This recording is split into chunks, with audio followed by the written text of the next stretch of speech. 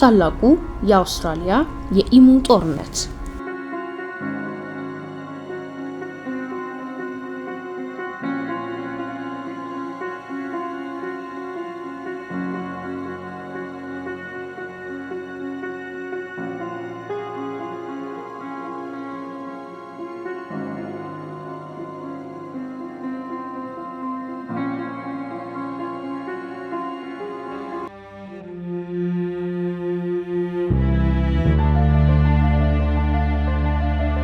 አውስትራሊያ በ1932 ዓ.ም በታላቁ የኢኮኖሚ ውድቀት ወይም the Great Depression አጥንቷ የተሰበረበት ወቅት ነበር።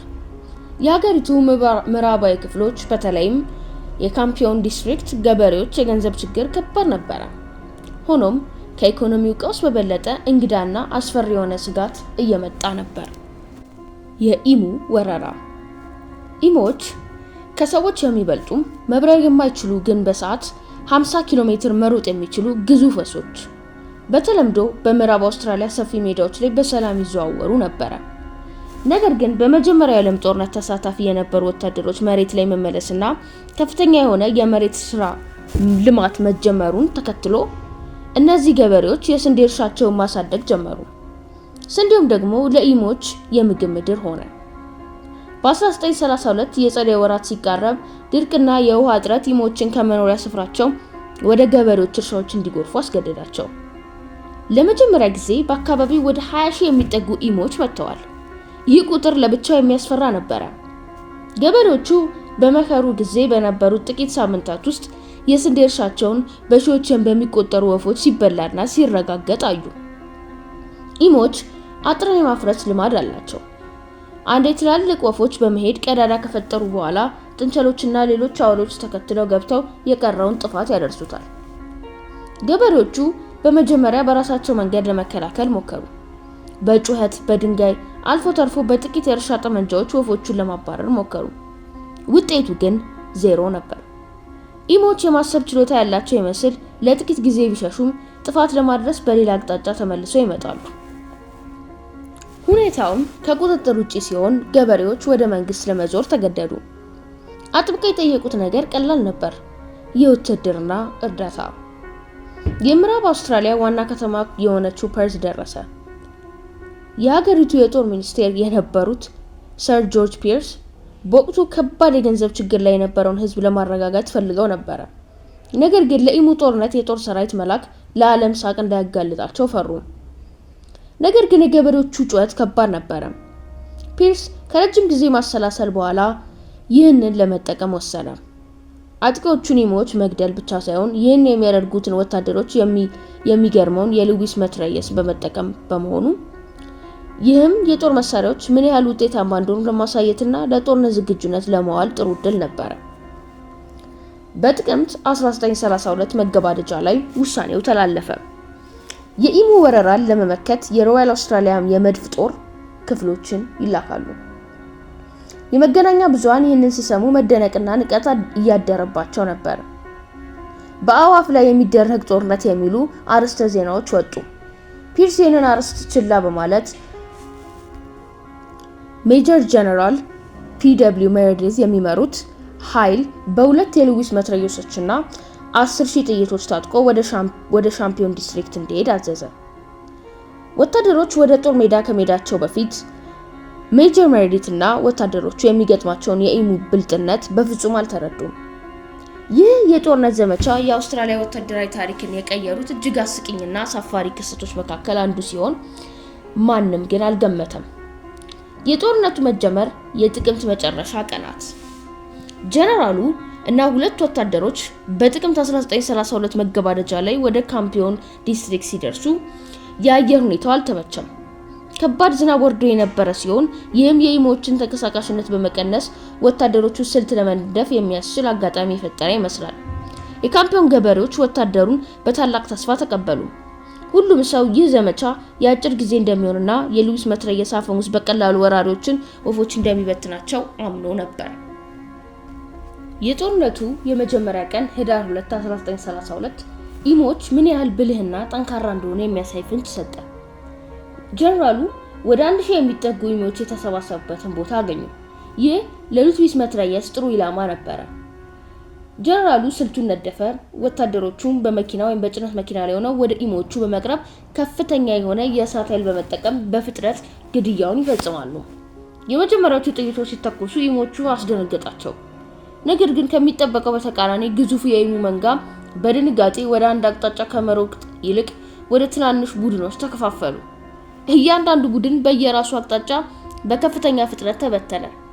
ይህም ለመትረየስ ተኳሾች በጣም አስቸጋሪ ያደረገው። ሜጀር ሜሬዲት በኋላ እንደተገነዘቡት ኢሞቹ እንደ ጎሪላ ፋይተርስ የተደራጁ ይመስላሉ። ወዲያውኑ ምላሽ የመስጠትና የተኩስ አቅጣጫዎችን የማምለጥ ችሎታቸው አስገራሚ ነበር። ወታደሮቹ ቢተኩስም ኢሞቹ በከፍተኛ ፍጥነት በመሮጥና ስልታዊ በሆነ መንገድ በመታጠፍ ብዙዎቹን በጥይት ሳይመቱ አመለጡ። ሜጀር ሜሬዲት በወቅቱ እንደተናገሩት እያንዳንዱ ወፍ ጥቃት በሚሰነዝርበት ጊዜ ራሱን የማዳን ችሎታ ያለው ይመስላል።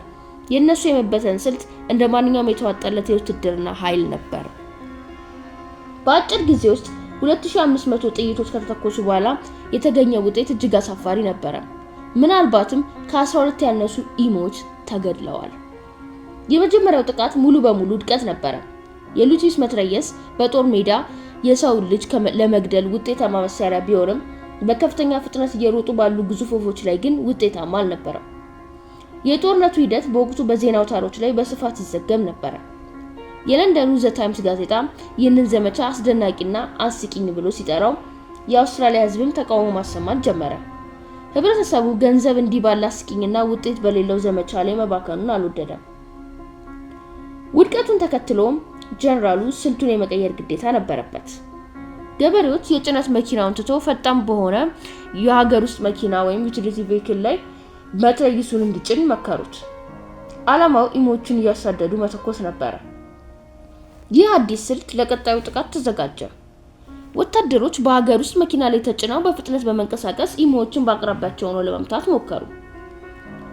በመጀመሪያው ጥቃት የተዋረዱት ሜጀር ሜሬዲት እና በቡድኑ በሀገር ውስጥ መኪና ላይ የተጫኑ መትረየስ ይዘው እንደገና ወደ ጦር ሜዳ ገቡ።